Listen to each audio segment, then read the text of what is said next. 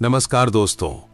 हम मानते हैं क्योंकि 60-70 साल पहले गांव के बुजुर्ग व्यक्ति केवल सांसें देखकर बता देते थे कि किसी व्यक्ति की मृत्यु कुछ समय में होने वाली है। वे समझ जाते थे कि व्यक्ति परलोक जाने वाला है। ऐसा कहा जाता था कि जिसकी सुषुम्ना नाड़ी 30 मिनट से अधिक समय तक चलने लगे, समझो वह व्यक्ति भ्रम की अवस्था में लीन होने वाला है। साइंस भी ये मानती है कि हमारे शरीर में ऐसी ऊर्जा होती है जो धन को अपनी ओर आकर्षित कर सकती है। लेकिन आज लोग थर्ड आई और कुंडलिनी के अभ्यास में पागल हो चुके हैं। वे ये नहीं समझते कि थर्ड आई को ऊर्जा केवल सुषुम्ना नाड़ी के माध्यम से ही मिलती है। मैंने यह स्वयं देखा है, स्वयं अनुभव किया है। सालों साल से रुके हुए व्यापार चलने लगते हैं।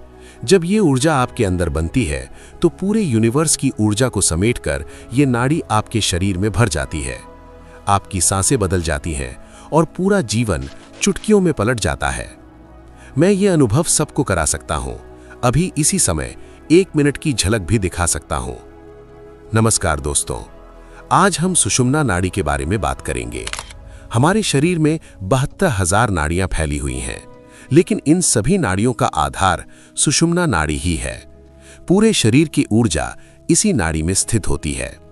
आप भोजन करते हैं, सांस लेते हैं, ध्यान करते हैं, त्राटक करते हैं। इन सब से जो ऊर्जा बनती है वही ऊर्जा सुषुम्ना नाड़ी में स्थिर रहती है।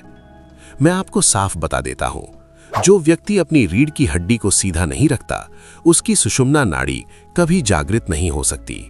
जागृत होने का अर्थ यह है कि ऊर्जा ऊपर की ओर प्रवाहित हो सके, क्योंकि मूलाधार चक्र पर सुषुम्ना नाड़ी का मुख होता है। वहीं से ऊर्जा ऊपर की ओर बहती है, रीढ़ की हड्डी के पास से होती हुई सहस्रार चक्र तक जाती है। इसी मार्ग के बीच आपको अनहद नाद की ध्वनियां सुनाई देती हैं। इसी ऊर्जा के आधार पर ध्यान के अनुभव होते हैं, मन शांत होता है। यही ऊर्जा थर्ड आई तक पहुंचती है, जहां से तस्वीरें या भविष्य से जुड़े अनुभव आने लगते हैं। मैंने इस प्रयोग विधि का अनुभव केवल 5 दिनों में कर लिया था। जैसे जैसे आपके भीतर ऊर्जा बढ़ती है और सुषुम्ना नाड़ी ऊर्जा से भरती जाती है, वैसे वैसे धन स्वतः आपकी ओर आकर्षित होने लगता है। आपके बोलने का तरीका बदल जाता है, समझने की शक्ति बदल जाती है। अब एक सवाल आता है, ध्यान करते समय रीढ़ की हड्डी के पास दर्द क्यों होता है? बहुत लोग कहते हैं कि रीढ़ सीधी रखने से दर्द होता है, लेकिन ये बिल्कुल गलत है। दर्द इसलिए होता है क्योंकि सुषुम्ना नाड़ी में कहीं ना कहीं ऊर्जा का बंधन होता है। जब ऊर्जा ऊपर नहीं जा पाती, तब उसी स्थान पर दर्द बनने लगता है। धीरे धीरे ये दर्द बढ़ता है और व्यक्ति ध्यान छोड़ देता है। हमारी नाक के 2 छेद होते हैं। बाएं नाक छेद को इड़ा नाड़ी यानी चंद्र नाड़ी कहते हैं। दाएं नाक छेद को पिंगला नाड़ी यानी सूर्य नाड़ी कहते हैं।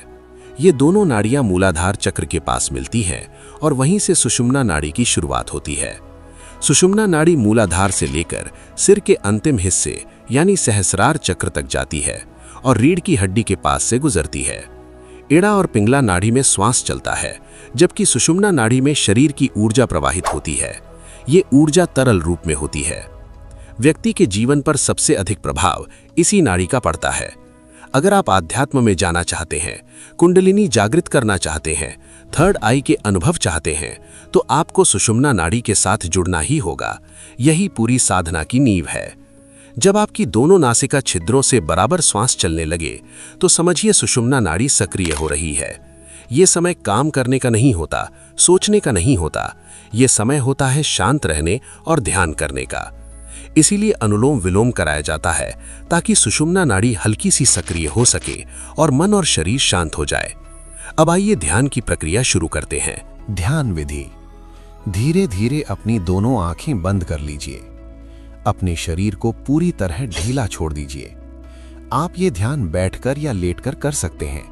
बस आपकी रीढ़ की हड्डी बिल्कुल सीधी होनी चाहिए। अब अपनी सांसों पर ध्यान लाएं। महसूस करें कि किस नाक से ज्यादा सांस चल रही है और किस से कम। नाक के दोनों छिद्रों, नाक की हड्डी और त्वचा को महसूस करें। अब एक गहरी सांस अंदर लीजिए। 2 सेकंड रोकिए और धीरे धीरे बाहर निकाल दीजिए। फिर से एक गहरी सांस लीजिए, 2 सेकंड रोकिए और धीरे धीरे बाहर निकाल दीजिए। अब अपने चेहरे पर ध्यान लाएं। माथे के बीचों बीच थर्ड आई पर ध्यान टिकाएं। ओम की अनुभूति करें। अब आपके कंधे हल्के हो रहे हैं, हाथ, बाजू, पेट, पूरा शरीर शांत होता जा रहा है। अब अपनी पीठ की ओर ध्यान लाएं।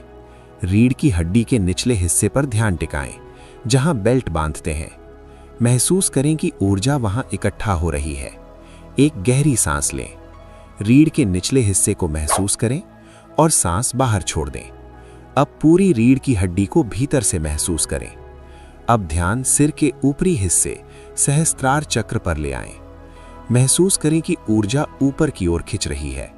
सामने दिखाई देने वाले अंधेरे में गहराई से डूबते जाएं। अब 3 बार गहरी सांस लें। हर बार 2 सेकंड रोकें और धीरे धीरे छोड़ दें। अब 1 मिनट तक इसी अवस्था में बने रहें। अब धीरे धीरे हाथ पैरों में हलचल लाएं।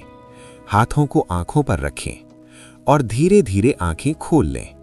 इस प्रकार आज का ध्यान पूर्ण होता है।